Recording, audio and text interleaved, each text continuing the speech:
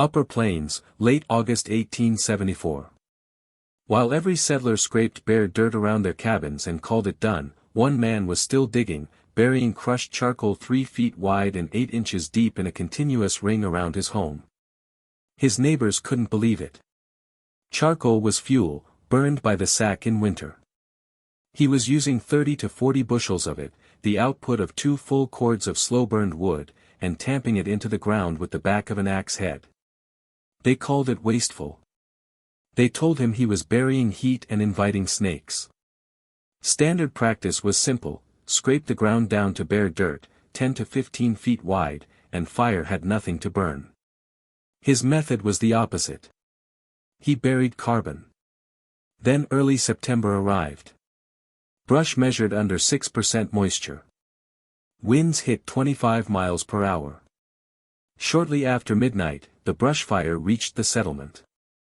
Ground fire burned through roots and dry soil at over 700 degrees. Scraped dirt firebreaks failed when heat transferred through organic matter below the surface. 6 cabins ignited from underneath. But at that charcoal ring, the fire advanced to within 18 inches of his cabin wall and stopped. What did he understand about how ground fire actually travels that everyone else missed? If you respect real stories that carry lessons worth passing on, make sure to subscribe. There are more historical accounts ahead. Comment your city and time so we know where this documentary found you. In late August of 1874, the Upper Plains had already turned the color of dried wheat, and men who knew fire watched the wind with growing unease. Rainfall had dropped nearly 40% compared to the previous summer, and the tall grass crackled underfoot like kindling. Most settlers responded the way frontier wisdom dictated. They scraped firebreaks around their cabins, clearing brush and grass down to bare mineral soil in bands 10 to 15 feet wide. The work took a day, maybe 2 if a man was thorough, and it followed logic that seemed unshakable: fire needed fuel, so you removed the fuel. One homesteader took a different path entirely.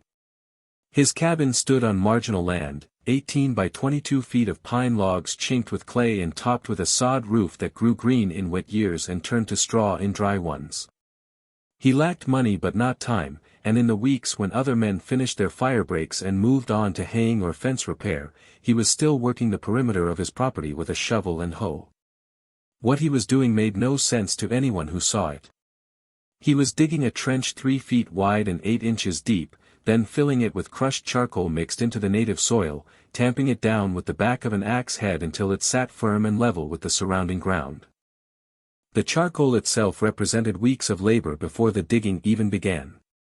He had burned wood slowly in covered pits, starving the fire of oxygen until what remained was pure carbon, then crushed it by hand into fragments no larger than a thumbnail.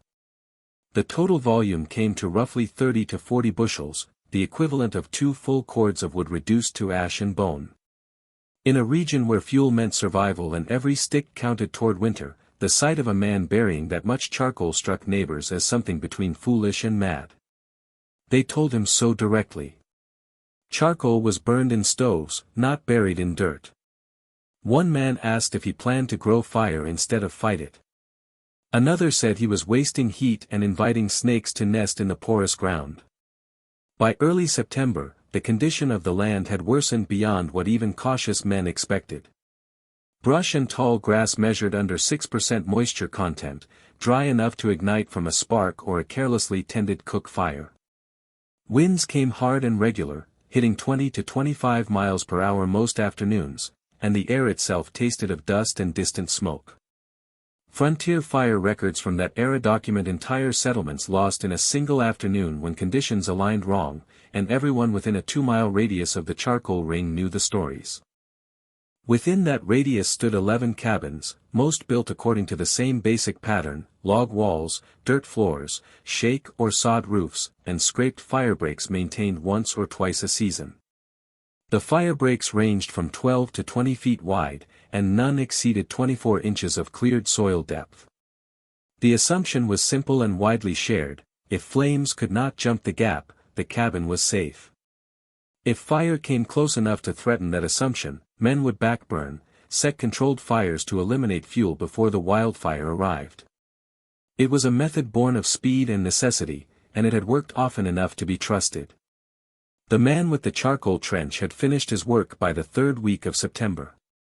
The buried carbon band measured consistently 36 inches wide and 8 to 10 inches deep, mixed thoroughly with native soil and tamped firm enough to support a man's weight without collapsing. The total circumference ran roughly 90 feet, a week of labor with shovel and hoe after the charcoal itself had been prepared. He made no speeches about it. When asked, he said ground fire traveled by roots, duff, and dry soil organics, and that charcoal drinks heat and leaves nothing to feed it. Most men nodded politely and changed the subject. Smoke columns appeared to the west on the afternoon of the 12th. By nightfall, ash was falling like snow, fine and gray and everywhere. The wind shifted after dark, moving downslope in a way that pushed flame faster and made it harder to predict. It was the scenario settlers feared most, because fire that moved through the ground could not be seen until it emerged inside a structure, and by then it was far too late to stop it. The fire reached the settlement shortly after midnight, moving fast through open grass with flames that averaged 3 to 6 feet high and made a sound like wind through canvas. But the real threat was below the surface.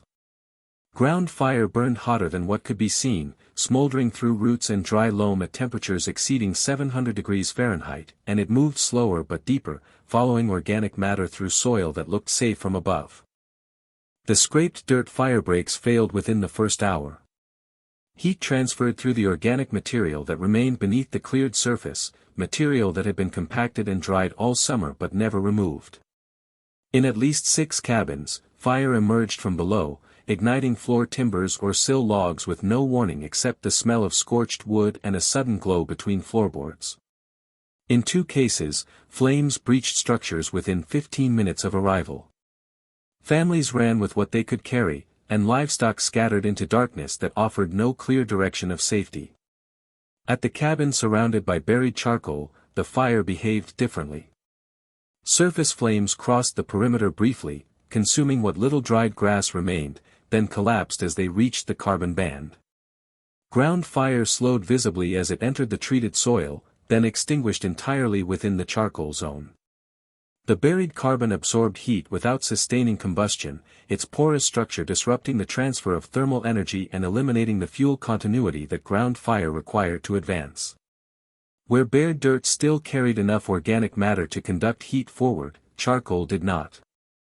The fire advanced to within 18 inches of the cabin's log wall and stopped.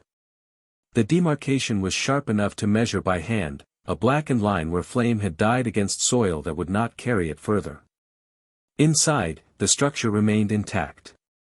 Interior temperatures never exceeded levels that threatened stored goods or made the space uninhabitable, and no embers penetrated beneath the floor or through the chinking. The man and his family stayed inside through the worst of it, watching through a single window as neighboring cabins burned against a sky lit orange and red. By dawn, the wind had shifted again and the fire moved east, leaving behind a landscape stripped to ash and stone. By first light, the full extent of the damage became clear. 7 of the 11 cabins within the immediate area were destroyed or so heavily damaged that rebuilding was the only option. 2 families had escaped with little more than the clothing they wore and whatever they could carry in the first moments of panic. Livestock losses exceeded 50% in the settlement, with cattle scattered across miles of burned grassland and hogs found dead in pens they could not escape. The economic blow was severe enough that some families would leave the territory entirely within the month. Men who had mocked the charcoal method now walked the blackened perimeter of the intact cabin, measuring the buried band with sticks and boot heels. The fire line was sharply defined in a way it was nowhere else, a clear boundary between where ground fire had advanced and where it had stopped cold. Several men knelt to dig into the treated soil with their hands, finding the charcoal still present, still mixed with earth, still cool enough to touch within hours of the fire passing. The contrast to their own failed firebreaks required no explanation. What had seemed like wasted labor now looked like the only preparation that had actually worked.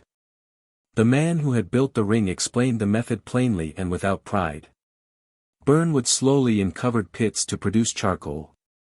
Crush it by hand or with tools until the pieces are small enough to mix with soil. Dig a trench at least 30 inches wide and half a foot deep, then bury the charcoal and tamp it firm. He recommended the band circle the entire structure with no gaps, and suggested the work be done well before fire season began. He did not lecture anyone about their earlier skepticism, and he did not claim the idea as his own invention. Within 2 weeks, at least 4 surviving homesteads began replicating the technique. Charcoal pits were dug communally, with neighbors pooling labor to burn wood in shifts and sharing the resulting carbon according to need. By the following fire season, the settlement recorded 0 total cabin losses despite 2 significant grass fires that moved through the area under conditions similar to those of the previous year. The method spread quietly through the region over the following years, moving through personal correspondence and direct observation rather than official channels or published guides. Later frontier fire reports mention carbon bans and treated soil fire lines in both indigenous and settler contexts, appearing in scattered accounts from the northern plains, the Intermountain West, and forested regions where ground fire posed consistent threat. The technique was never standardized or widely promoted by territorial authorities, but it appeared repeatedly in high-risk areas where families had direct experience with fire loss and were willing to invest labor in preparation that conventional wisdom had overlooked. Modern fire science recognizes the principles at work in the buried charcoal method, even if the specific application remains uncommon. Charcoal's role in soil stabilization, heat absorption, and fuel interruption has been documented extensively in studies of biochar and fire retardant barriers.